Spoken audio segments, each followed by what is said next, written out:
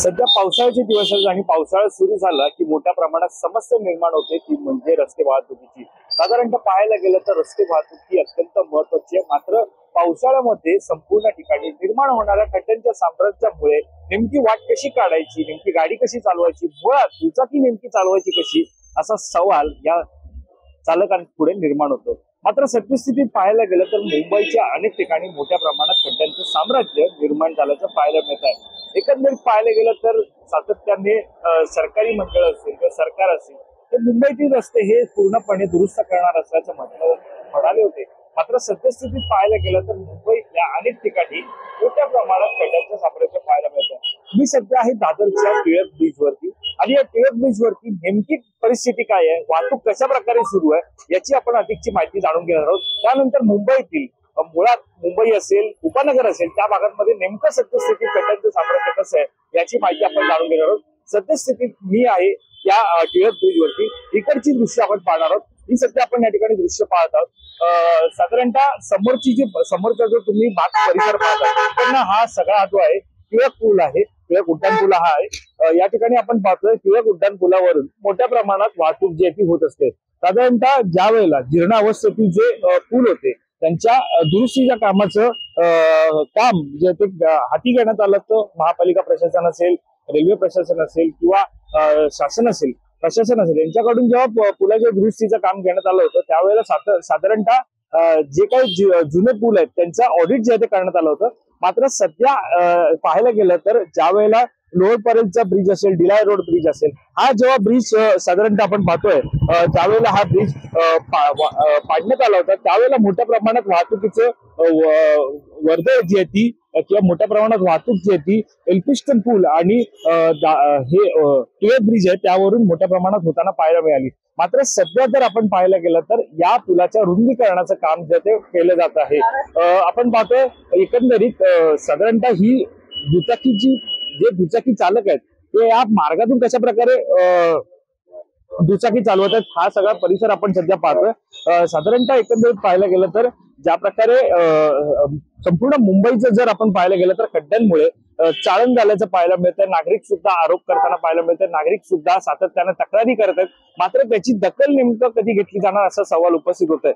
जर तुम्ही हा संपूर्ण परिसर पाहिला, हे दुचाकी चालक तुम्ही पाहतात ते दादरहून आता दादर पश्चिमहून दादर पूर्वेला जात आहेत। मात्र या खड्ड्यांमुळे त्यांना वाट काढताना आपण पाहतोय की त्या खड्ड्यांमुळे कुठेतरी पाहायला गेलं तर एकीकडे अवजड वाहनं आहेत, टॅक्सी आहेत आणि दुचाकी आहेत। जर या खड्ड्यांमुळे ब्रेक मारताना जर कुठे आपण पाहतोय तापा, जर गाडीवरचा तापा जर सुटला तर निश्चितच मोठ्या प्रमाणात अपघात होऊ शकतो, मोठा अपघात होऊ शकतो। त्यामुळे निश्चितच याची दखल नेमकं कधी घेतली जाणार असा सवाल आता उपस्थित होतोय। तुम्ही जर नीट पाहिले तर हे खड्डे सध्या आपण पाहतोय, या खड्ड्यांमधून हे दुचाकी चालक सध्या आपल्याला या ठिकाणी वाट काढताना पाहायला मिळतं, ज्याचा मोठ्या प्रमाणात सामना या नागरिकांना, वाहतूक चालक आहेत त्यांना करावा लागत आहे।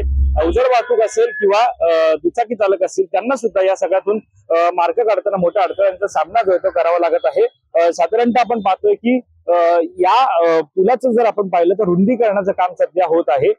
इथे आपण पाहतोय समोर रुंदीकरणाचं काम चालू आहे, त्यासाठी तिकडे बॅरिगेटिंग टाकण्यात आलेलं आहे। आणि आता जो परिसर आहे हा मुळात हा परिसर जो आहे तो वाढवलेला आहे, कारण इथे जे तुम्ही पाहतात, इथे जे तुम्ही पाहिलं ते आपल्याला मूळ रस्ता तिथपर्यंत होता, तिथपर्यंत हा फुटपाथ जो होता। मात्र ते फुटपाथ कमी करून आता हा रस्ता जो आहे तो रस्त्याचं रुंदीकरण जे आहे ते करण्यात आलेलं आहे।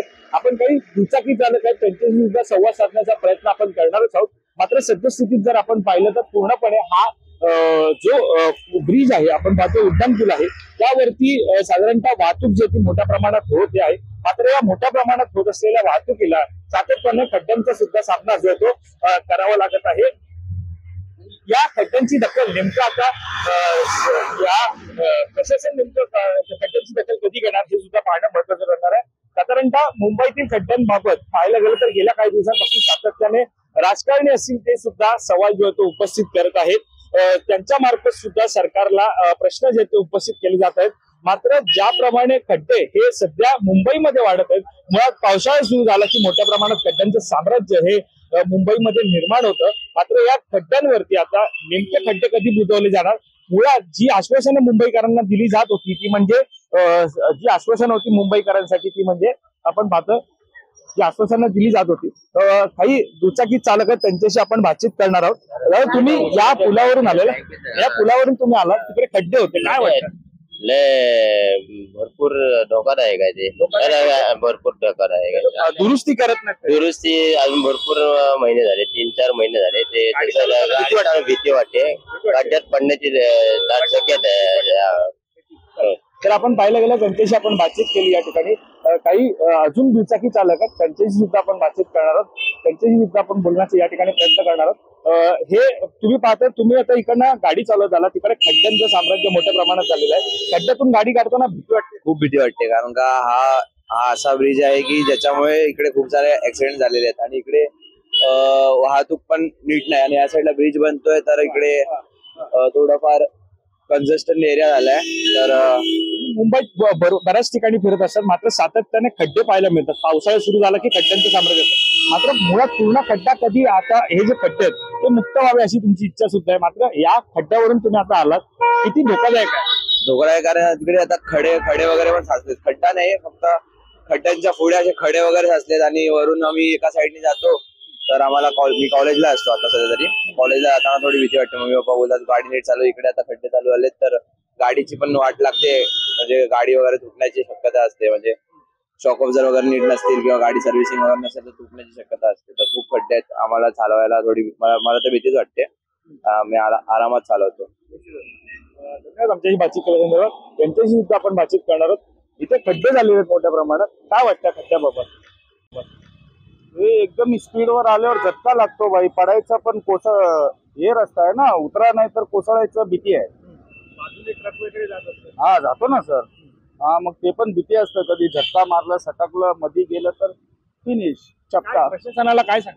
काय म्हणजे सर, दुरुस्ती एकदम छान, चांगलं मटेरियल टाकून सांगते की संपूर्ण रस्ते पूर्ण क्लीन करणार, पूर्ण कॉन्क्रीटकरण करणार. मग लोकांना खूप त्रास होणार सर, जायचा मोठा मार्ग आहे.